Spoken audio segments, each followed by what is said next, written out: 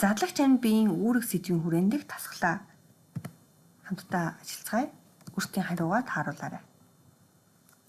Нэгдүгээр асуулт: хөгц мөгийг яагаад задлагч амьд бие гэж нэрлэсэн бэ гэдэг тухай зургийг хараад тайлбарлана. Хоёрдугаарт нь доорх бичлэгийг үзээд хөрсөн дагуулгадах ялзруулагч бактерийг яагаад задлагч бичил биетэн гэж нэрлэдэг вэ? За энэ бичил биетэн ямар үүрэгтэй юм бэ гэдэг тухай таамаглан бичээрэй. За өөрийн хариугаа багшийнхтайгаа харьцуулаарай. Хөрсний ихэнх хэсэг түүн дагуулгадах амьд биеийн нөлөөгөөр хувирч өөрчлөгдөж байдаг.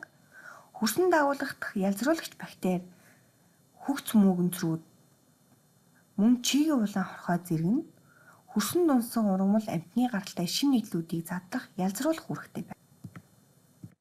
Мөн бичил биетний хөрсөн дөх тэр дархалт, тоо хэмжээ, тухайн хөрсний шинж чанар, хөрсөнд ургаж буй ургамлын бүрдэл, үндсэн систем, цаг уурын нөхцөл зэргээс бичил биетний тархалт, тоо хэмжээ нь ихээхэн хамаардаг байна.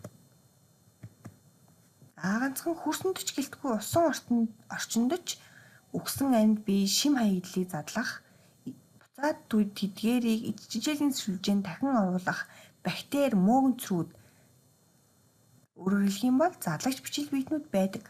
Тэдгээрийн задлсан ялцмаг нь буцаад усны, хөрсний, амьтан ургамлын тэжээл болж өгдөг. Үүнээс үзэхэд задлагч амьд бие нь маш чухал үүрэгтэй